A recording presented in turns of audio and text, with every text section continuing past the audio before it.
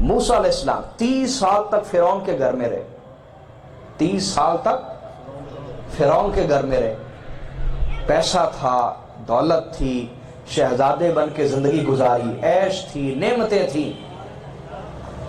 اس وجہ سے وہ جو خاص تجلیات تھیں جو اللہ کی ظاہر ہونی تھی قلب کے اوپر، دل پر، وہ ظاہر نہیں ہو رہی تھی۔ حتیٰ کہ یہ ہوا کہ آپ کی قوم پہ بڑا ظلم ہوتا تھا۔ ایک دن صبح صبح سیر کر کے آ رہے تھے، گھوڑے پہ بیٹھے، تو دیکھا کہ ایک قبطی جو فرعون کی قوم میں سے تھا وہ اسرائیلی کو مار رہا ہے جو آپ کی قوم تھی، اور ہر وقت وہ مارتے تھے۔ اس نے آپ کو مدد کے لیے پکارا، موسیٰ مجھے بچا لو، یہ مجھے مار دے گا۔ آپ طیش میں آگے روزانہ دیکھتے تھے کہ میری قوم کو مارا جاتا۔ طیش میں آئے تو قرآن نے کہا فَوَقَذَهُ مُوسَىٰ، موسیٰ علیہ السلام نے قبطی کو مکہ مارا۔ اب مکہ عام انسان کا نہیں تھا، پیغمبر کا تھا۔ فَقَضَىٰ عَلَيْهِ، وہ مر گیا، قبطی مر گیا۔ اب جب قبطی مرا تو فرمایا اِنَّهُ مِنْ عَمَلِ الشَّيْطَانِ، تو شیطان کا کام تھا قتل، یہ کیسے ہو گیا؟ میرا ارادہ، میں تو مکہ مارا کہ اسے بھگاؤں یہاں سے، یہ مر گیا۔ تو اس اسرائیلی سے کہنے لگے، اپنی قوم کے بندے سے کہنے لگے جاؤ تم اپنا کام کرو، میں دیکھتا ہوں معاملے کو۔ گھر آگے بڑے پریشان کہ یہ کیا ماجرا ہوا میرے ساتھ، ایک مکہ ہی مارا ہے، مکے سے بندہ تھوڑا مرتا ہے، لیکن معلوم نہیں نہ تھا، اپنی پہچان نہیں تھی کہ میں کون ہوں۔ یہ عام انسان کا مکہ نہیں، یہ کلیم اللہ کا مکہ تھا جو مارا تھا، لیکن اپنی پہچان ابھی وہ نہیں تھی نا، کوئی شعیب نہیں ملا تھا ابھی تک۔ تو اگلے دن پھر صبح سیر کر کے آ رہے تو وہی اسرائیلی جس کی خاطر لڑائی لی تھی وہ کسی اور قبطی سے لڑ رہا تھا۔ اس نے پھر موسیٰ علیہ السلام کو دیکھا، فَاسْتَغَاثَهُ الَّذِي، اس نے آواز دی، کہا موسیٰ مجھے مار رہا ہے۔ آپ نے فرمایا فسادی آدمی، کل تیری وجہ سے خرابی ہو گئی، آج پھر لڑ رہا ہے قبطی سے، تجھے میں ٹھیک کرتا ہوں۔ جب یہ کہا نا تو وہ اسرائیلی ڈر گیا، اس نے کہا موسیٰ مجھے بھی اسی طرح مار دو گے جیسے کل بندے کو مارا تھا۔ جب یہ کہا تو اس قبطی نے سن لیا، اس نے کہا اچھا کل جو بندہ مرا تھا موسیٰ نے مارا تھا، ابھی موسیٰ کا کام کرواتا۔ وہ دوڑا فرعون کے پاس، اس نے کہا تمہارے بیٹے نے، موسیٰ علیہ السلام کو بیٹا بنایا ہوا تھا، تمہارے بیٹے نے کل قبطی کو مارا تھا۔ تو فرعون اپنی قوم میں انصاف کرتا تھا، قبطیوں میں۔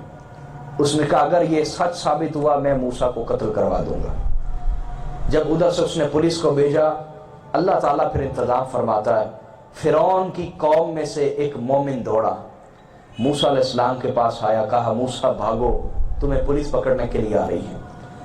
موسیٰ علیہ السلام پھر دوڑے، دن رات سفر کرتے ہوئے 8 دن مسلسل سفر میں، صرف تھوڑی دیر کے لیے آرام کے لیے اترتے، کچھ پتے کھا لیتے بھوک مٹانے کے لیے، سفر دوڑتے چلے جا رہے، کوئی ہوش نہیں کہ میں کدھر جا رہا ہوں۔ چلتے چلتے مصر کی حدود سے باہر نکل گئے۔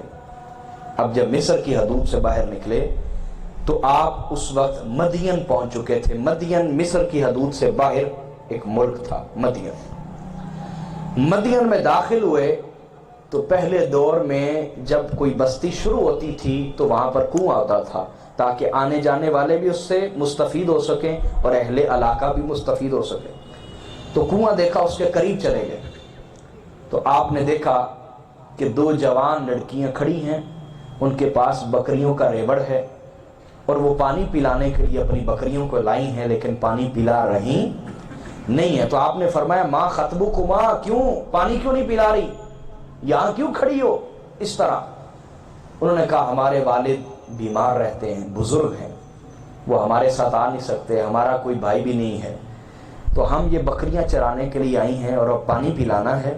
تو فرمایا پلاتی کیوں نہیں؟ کہا یہ جو کنواں ہے یہ بند ہے اور اس کے اوپر جو پتھر ہے کم از کم 10 لوگ آئیں گے تو اس کو ہٹائیں گے پھر ہم پانی پلا سکتے ہیں۔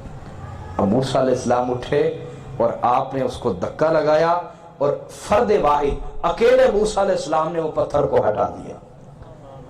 اس پر وہ جوان بچیاں بڑی حیران ہوئی، اکیلا، یہ تو 10 بندے اس کو ہٹاتے ہیں، اتنا وزنی پتھر ہے یہ۔ آپ نے پانی پلوایا سب بکریوں کو اور کہا آپ جائیے اپنی راہ لیجیے۔ وہ چلی گئی اور موسیٰ علیہ السلام درخت کے نیچے بیٹھ کے کہنے لگے ربی انی لما انزلت الی من خیر فقیر، اے اللہ جو بھی تو خیر میری طرف نازل کرے میں اس کا محتاج ہوں۔ واہ واہ، نبی کا کلام دیکھے، یہ نہیں کہا مجھے روٹی چاہیے، پانی چاہیے، فلاں چیز چاہیے، کہا نہیں، ربی لما انزلت الی من خیر فقیر، اللہ جو کچھ بھی تو میری طرف بھیجے میں اس کا محتاج ہوں، مجھے اس کی حاجت ہے۔ اشارہ کھانے کی طرف تھا کہ شدید بھوک کی حالت میں تھے۔ دریس نہ تھوڑا وقت گزرا، ان میں سے ایک بچی، قرآن نے کہا تمشی علی استحیاء، بڑی حیا کے ساتھ چلتی ہوئی آئی۔ قرآن نے اس کا چلنا بیان کیا، بڑی حیا کے ساتھ چلتی ہوئی آئی، اور اس نے کہا آپ کو ہمارے والد بلا رہے ہیں۔ موسیٰ علیہ السلام نے کہا کون؟ کہا وہ مدین کے بزرگ ہیں، شعیب، اللہ کے پیغمبر ہیں، شعیب علیہ السلام، وہ آپ کو بلا رہے ہیں۔ تو آپ نے فرمایا چلیے۔ اب وہ بیٹی جب آگے چلی تو ہوا کے جھونکے سے اس کی جو شلوار تھی اس کا پونچا تھوڑا سا اٹھا اور اس کی پنڈلی ننگی ہوئی۔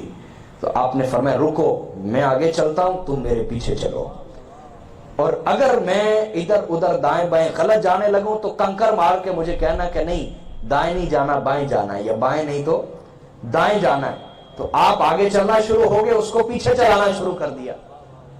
اب موسیٰ علیہ السلام کی طاقت تو اس بچی نے دیکھ لی تھی، حیا اور دیانتداری بھی دیکھی کہ کسی کی بیٹی کی حیا کو اور عزت کو اپنی عزت سمجھتا، بہت بڑی بات ہے۔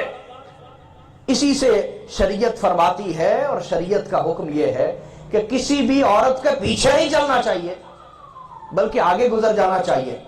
میری بات سمجھ آ رہی ہے باپ کو؟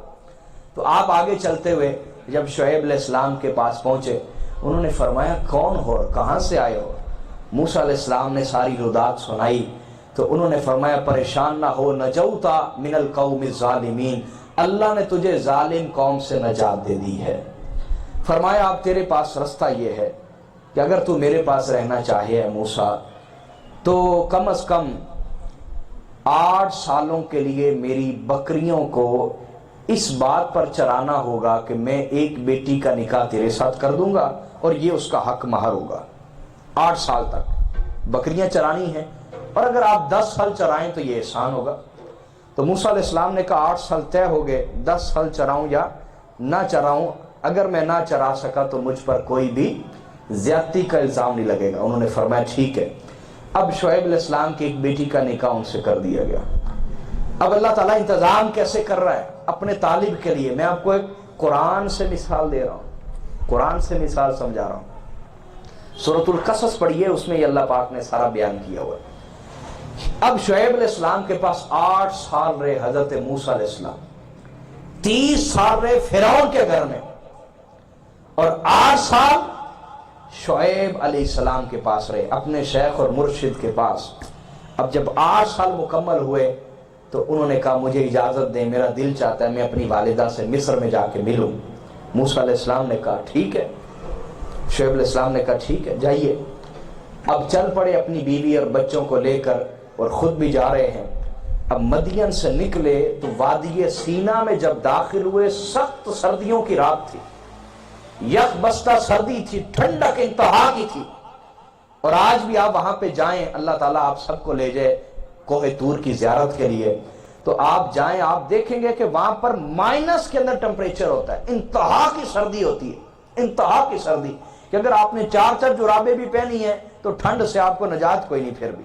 اتنی سخت سردی کے علاقے ہیں وہ، طور سینا اور وادی سینا۔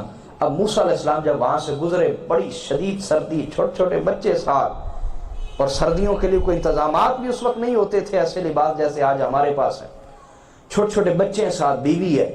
تو فرمایا انی آنست نارا، وہ پہاڑ پر مجھے آگ جلتی ہوئی نظر آ رہی ہے، اگر آپ لوگ تھوڑی دیر قیام کریں تو میں تھوڑی سی آگ لے کے آتا ہوں تاکہ ہم تھوڑی دیر ہاتھ تپا لیں، سیک لیں۔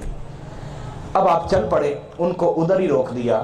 جب چلتے چلتے چلتے چلتے طور پہاڑ کے اوپر چڑھے تو آواز آئی فخلا نعلیک انک بالوادی المقدس طویٰ، اے موسیٰ اپنے جوتے اتار دیجئے، آپ ایک مقدس وادی میں داخل ہو چکے ہیں، آپ ایک مقدس وادی میں۔ اب یہ بات کر کے میرا وجدان اپنے نبی کی طرف کیوں نہ جائے؟ میرا عشق اپنے نبی کی طرف کیوں نہ جائے؟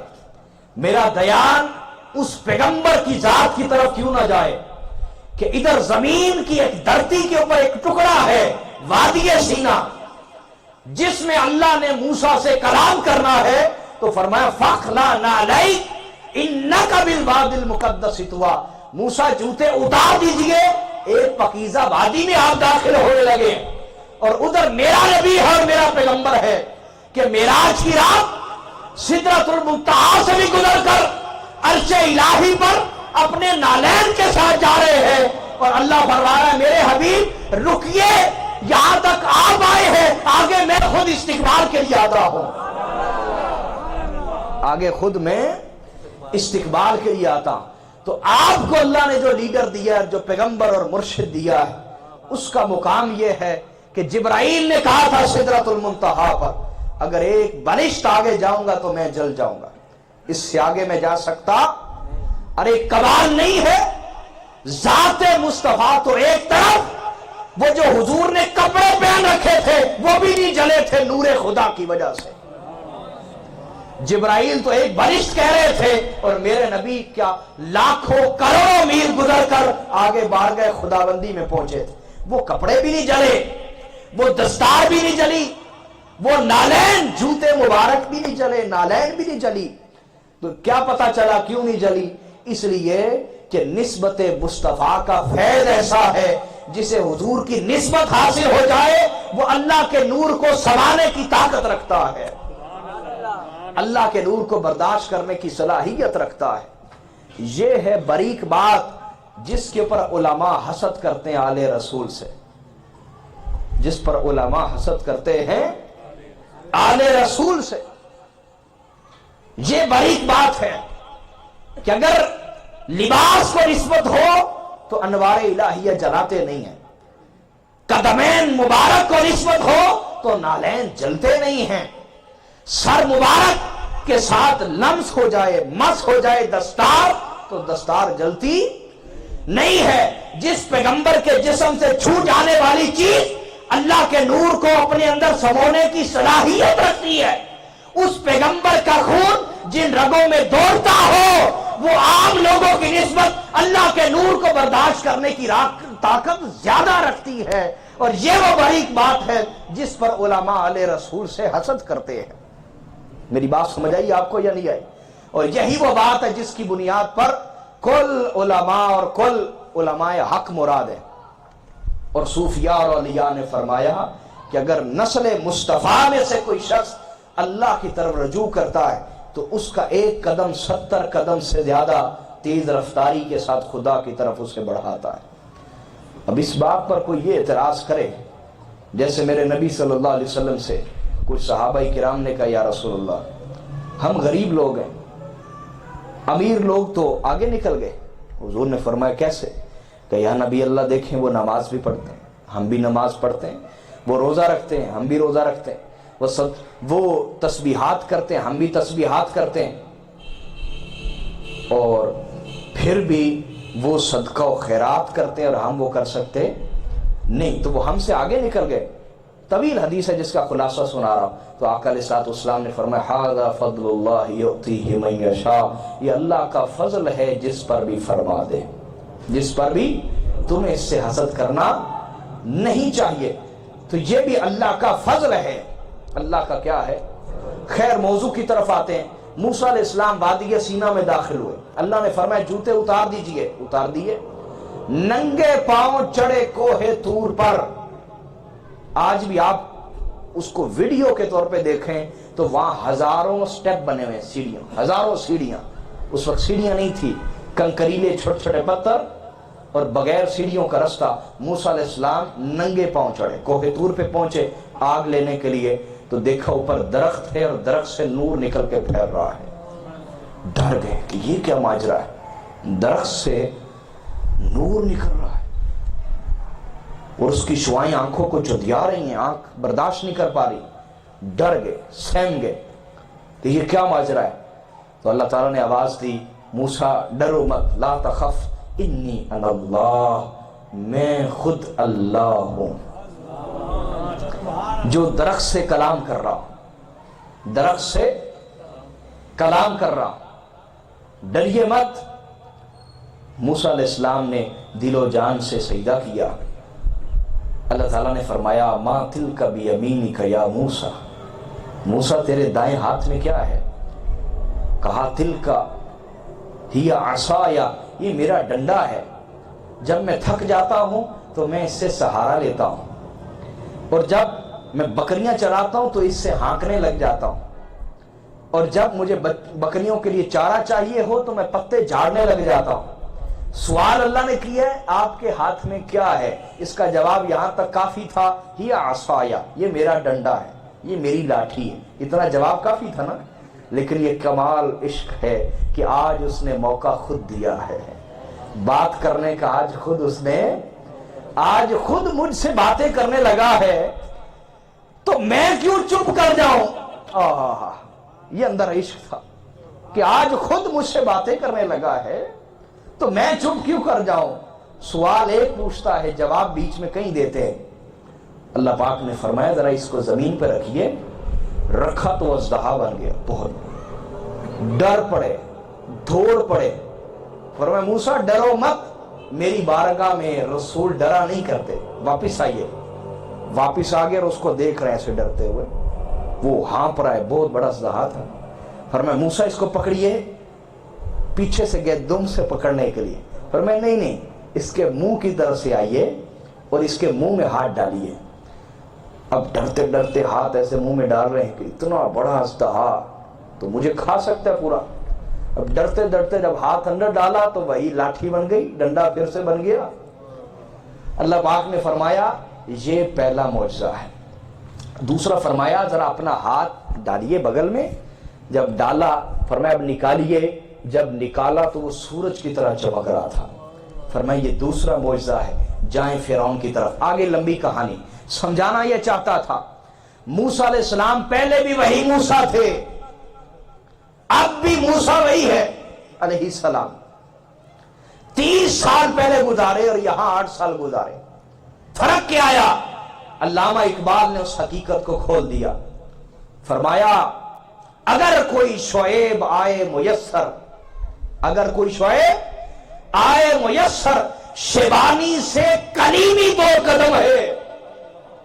تو چاہتا ہے کہ خدا تک سفر شروع کروں، محبت کا، معرفت کا، اللہ کی پہچان کا، تو اگر خود کرے گا تو صدیوں لگے گی، اور اگر کوئی شعیب مل گیا تو 2 قدم میں یہاں سے اٹھا کر خدا سے ملا دے گا۔